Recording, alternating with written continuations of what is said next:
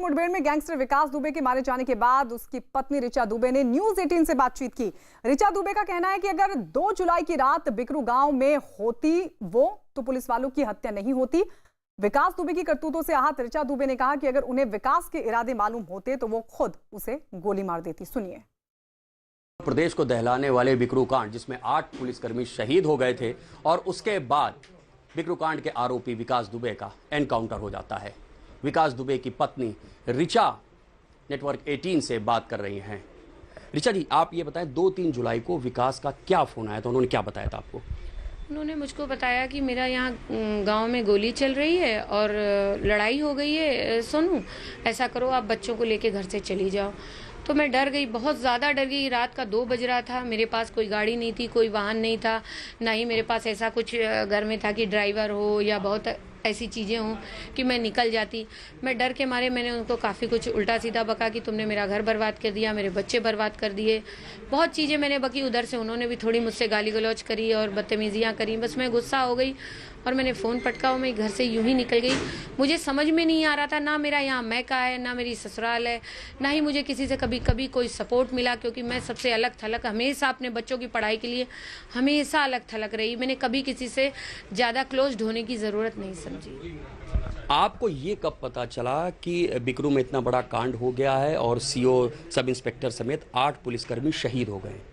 मुझे ये सुबेरे जब मैं टहल रही थी, जहाँ चाय पी, हम लोग होटलों में टहले, बहुत अपना मतलब वो बुरा वक्त था कि मैंने कैसे काटा। मैं याद करती हूँ तो मैं आज भी नहीं सो पाती हूँ और डर लगता है मुझको। मैंने टीवी में 7-7:30 बजे के करीब ये न्यूज़ सुनी कि विकास दुबे ने 8 लोगों की हत्या कर दी है और सब मिला के 17 लोग उसमें थे जिनको चोट वगैरह आई है। मैं बहुत ज़्यादा डरी हुई थी। जो उसमें एक सीओ शहीद हुए देवेंद्र मिश्रा, क्या आप जानती थी देवेंद्र मिश्रा और विकास दुबे में पहले से कोई रंजिश दुश्मनी थी? नहीं, मैंने तो कभी की उनकी शक्ल भी नहीं देखी थी सर की, और ना मुझे ऐसा कुछ पता था। सर मुझे पता होता या मुझे जानकारी होती तो आज आप लोग मेरे अगल बगल ना होते, ना ये न्यूज़ वाले आते, ना मेरा रिपोर्ट लेते। मैं इस कांड को कभी होने ही ना देती। आपको क्या लगता है कि ये कांड क्यों हो गया? विकास का क्या नेचर था? विकास के अंदर वो अपराधी प्रवृत्ति थी, वो पुलिस के ऊपर हमेशा हमलावर हो जाता था, वजह क्या होगी? आपको क्या? नहीं, ऐसा नहीं था।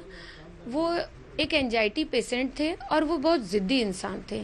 वो अपनी ज़िद के आगे किसी की कभी सुनते नहीं थी। मेरी तो उन्होंने कभी सुनी नहीं। आज उन्होंने सुनी होती तो मैं जैसी दुविधा में पड़ी हूँ और बीच मझधार में मुझे वो छोड़ के गए, जबकि इस समय उनकी मुझे बहुत ज़रूरत थी क्योंकि मेरे बच्चे पढ़ रहे थे। ऐसा कुछ वो छोड़ के भी नहीं हम लोगों के लिए गए हैं। मुझे अपनी ज़िंदगी नए सिरे से स्टार्ट करनी होगी। आप समाजवादी पार्टी से जुड़ी हैं ऐसा बताया जाता है और वहाँ से जिला पंचायत सदस्य भी हैं। हाँ, ये सच है। मैं जिला पंचायत सदस्य हूँ और मैं समाजवादी पार्टी से जुड़ी हुई हूँ, मगर मेरा कोई लेना देना नहीं। वो जो भी करते थे सब विकास करते थे, मेरे सिर्फ दस्तखत, वो भी दस्तखत मेरे बना लेते थे। एक बताया जाता है उनके पास करोड़ों की प्रॉपर्टी थी, विदेश आते जाते थे, कुछ ऐसी जानकारी? सबसे बड़ी बात कॉमन सेंस की है कि विकास के पास अपना पासपोर्ट ही नहीं था, तो विदेश जाने का तो कोई मतलब ही नहीं था। और इतनी प्रॉपर्टी होती तो मैंने कई न्यूज़ चैनलों को बताया है, मैं 1600 स्क्वायर फीट के मकान में नहीं होती। आज मैं कम से कम 6-7 हज़ार 10 हज़ार के स्क्वायर फीट में मकान में होती और मुझसे कोई सवाल करने भी नहीं आता। मुझे ये विश्वास है। आप अपने परिवार की बात कर रहे हैं, अपने बच्चों की केयर करने की बात कर रहे हैं, उनकी वजह से आप अलग रह रही थी यहाँ से। 8 पुलिसकर्मी शहीद हो गए, उनके परिवारों के लिए क्या? मैंने हर न्यूज़ चैनल में जिससे बात करी है, हाथ जोड़ के प्रार्थना करी है अपने इस गलत, मेरे पति के इस गलत कृत्य के लिए। मैंने उन सब के घर को माफ़ी मांगी है। मैं उनको जानती नहीं हूँ, मैंने उनको देखा नहीं है, मगर वो मुझे देखें और मुझे माफ़ करें।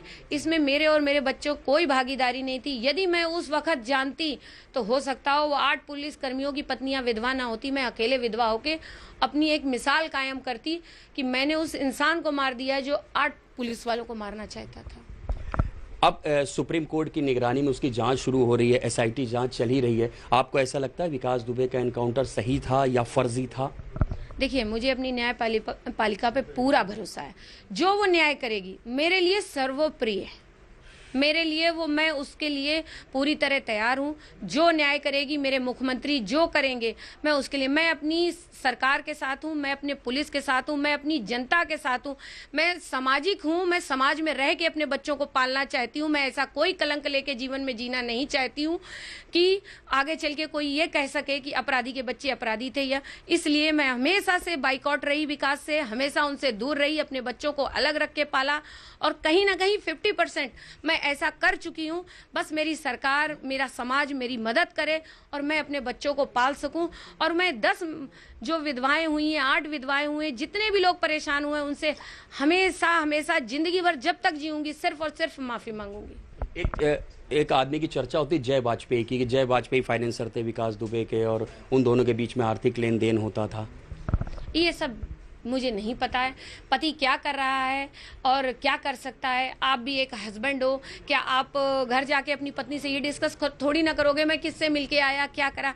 पति के कृत्य का पत्नी पूरी तरह खुलासा नहीं कर सकती। या तो पति वो उस टाइप का हो कि छोटी छोटी बातों में मुझको सब बातें बताए, ऐसा नहीं था, मुझे कोई जानकारी नहीं थी। व्यक्तिगत रूप से विकास का स्वभाव कैसा था? आपको ऐसा लगता है उनका स्वभाव में कहीं कोई खामी रही जिसकी वजह से इतनी बड़ी घटना हो गई है?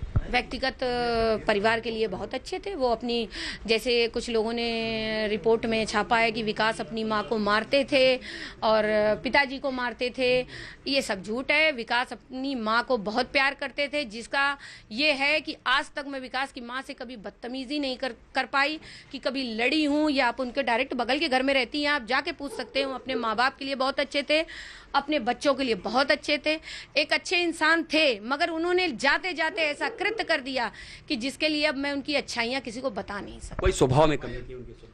नहीं, वो एक एंजाइटी पेशेंट थे। मैं शुरू से आखिरी तक यही कहूंगी कि वो एक एंजाइटी पेशेंट थे। हो सकता हो उनको उस वक्त एंजाइटी का अटैक आया और दवा ना होने के कारण उन्होंने ये गलती कर बैठे।